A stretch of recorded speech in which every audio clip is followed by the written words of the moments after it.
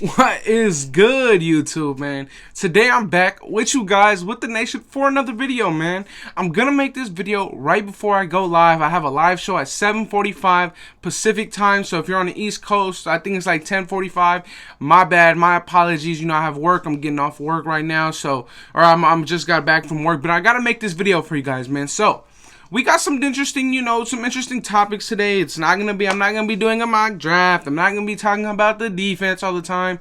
I'm gonna be talking about this Mike Mayock presser, and there's a couple things that he said that were pretty interesting to me. So you already know the drill. Right before the video starts, I have to give a shout out to the creator of this thumbnail, I See Nate, and you already know what I gotta do, man.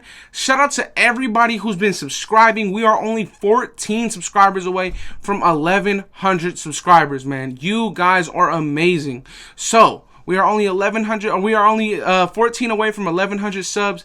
Thank you so much. You guys have been showing crazy support on these videos. But let's get into this topic, man. So today, Mike Mayock had a pre-draft presser, and he went on to talk about a lot of things, right? He went on to talk about a couple of topics that, in my opinion, are very important to this draft. He said a couple of things that, I thought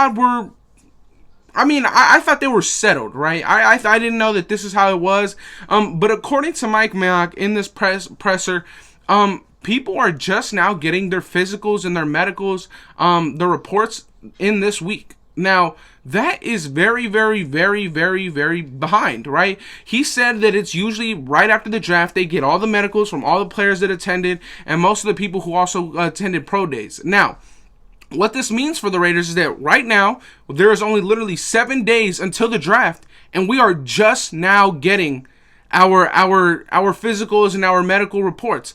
This can literally mean that if somebody fails or if somebody doesn't perform their physical well, our draft board can change, and we are only 1 week away.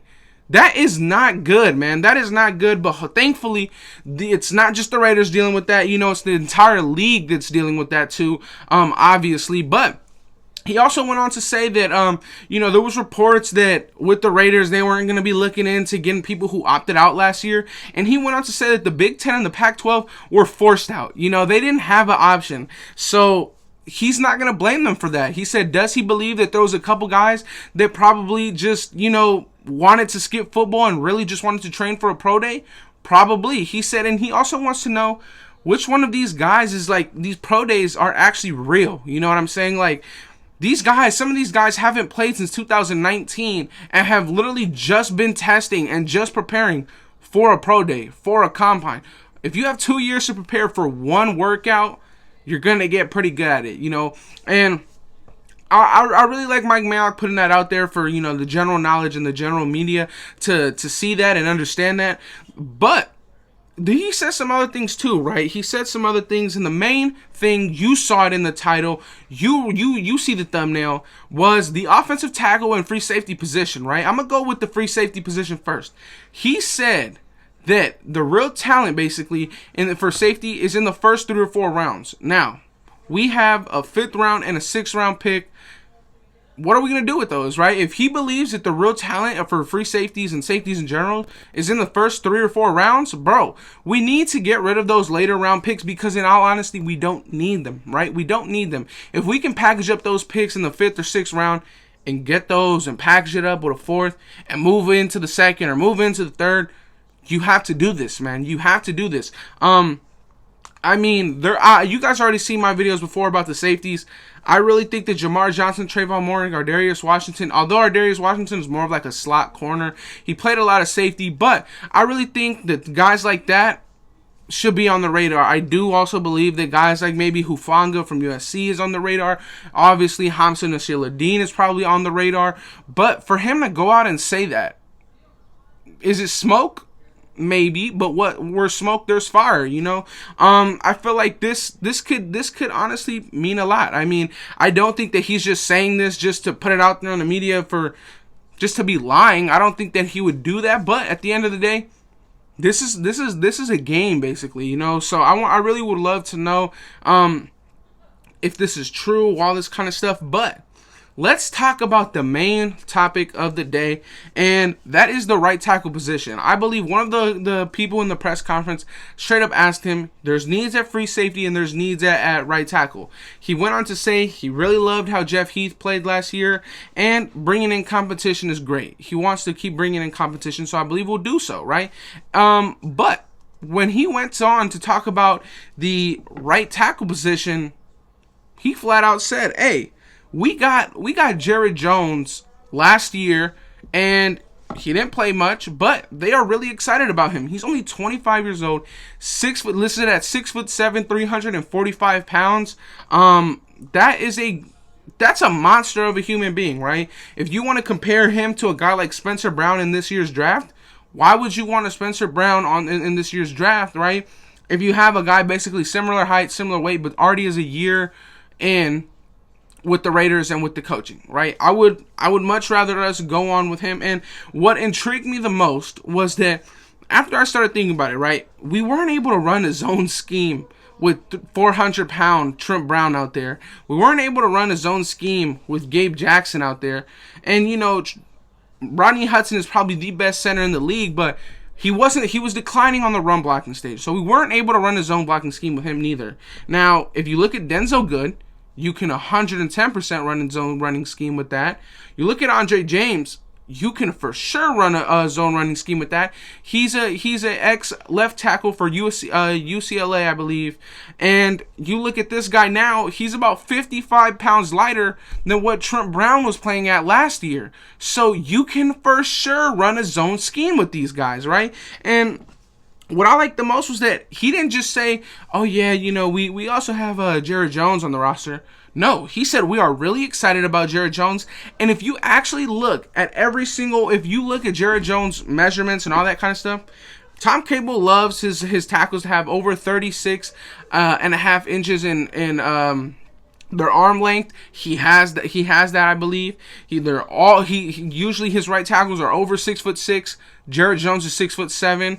You know, Trent Brown was really probably the only player in the NFL to be able to get away with playing at 400 pounds. You know, Trent Brown, as much as we hate him, he's a great athlete, right? He's a great athlete. So he's probably one of the only people in the NFL that'll be able to get away with that kind of stuff. And honestly, a great weight at 345 pounds for Jared Jones, that's a very good weight to play at, especially if you're trying to transition into a zone running scheme. Now, the only person on this roster, on this offensive line, who may not be the best for the zone running scheme is Richie Incognito, but Richie Incognito is a mauler in the run game. So, I have no doubts in my mind this year that this offensive line is going to... I really think this offensive line is going to do better when it comes to the running scheme, because look, last year you game planned a whole weird offseason to be able to pound the rock with Gabe Jackson, Trent Brown, Richie Incognito,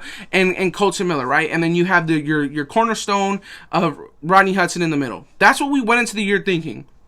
Trent Brown went out, Gabe Jackson was there the whole year, Richie Incognito was out, and then, you know, Rodney Hudson's run blocking was underperforming. So, yes, I get it. For the offensive line, it's not like they're learning 1,000 and memorizing 1,000 plays, you know, because Colton Miller has straight up said it, that the playbook for the offensive lineman is a lot simpler than other positions, right? But it's also not like you're going to completely change your zones, your scheme in the middle of the season, right? You just had a whole offseason that you prepared with running one scheme. You're not just going to switch it. So this year, I really like the fact that, like Mike Mayock said, we got quicker and we got younger. And he isn't lying at all. Trent Brown was about to be 29. This guy's 25. Denzel Good, he's actually older than Gabe Jackson, but Denzel Good hasn't dealt with the injuries, and he has less tread on the tires. Andre James, I believe, is 24 or 25. Rodney Hudson was, I think, reaching 33, right? Obviously, we have Richie Incognito, and Colton Miller isn't going anywhere. A couple things that I want to touch up on at the end to finish this off is that I really like that he said one of the aspects, or not one of the aspects, but something that the extension of Colton Miller showed was that we want to invest in our guys. We want to invest in our own guys, right? And he said that he felt that the locker room felt that. Now, what does that tell me? That tells me that if you're a UDFA, right, and you just see somebody that came in the same year as you, Andre James and Colton Miller. I think they didn't come in the same year, but they came from the same school, right? A UDFA and Andre James and a Colton Miller first round pick. Andre James Andre James just got a huge investment for $4 million a year. The locker room saw that. He's a UDFA, man. The team believes in him, right? Colton Miller, former first round pick. The team just gave him a $4 million extension worth roughly around $12 to $13 million a year. That is a huge investment, and that's showing me that guys are gonna want to be here, man. That's showing me a lot. He also spoke a bit about Nicholas Morrow, and another thing. He said he felt that Nicholas Morrow played the best football of his career yet, and he said he's just getting comfortable. He's just being able to go loose and basically run at full speed because he's comfortable now, right? And again, you see a person from the roster before, and he comes back. He comes back, right? That shows that that this franchise wants to invest in their players, man. And I really like that. I really, really like that. But I'm about to go live, Raider Nation, really, really soon at 7:45 Pacific Standard Time. So I'm about to wrap this video up, man. If you guys have any questions, go ahead and drop them in my live. Tune in at 7:45. I'll see you guys there, man. Like, comment, and subscribe, Raider Nation, if you can. And I'm out. Peace.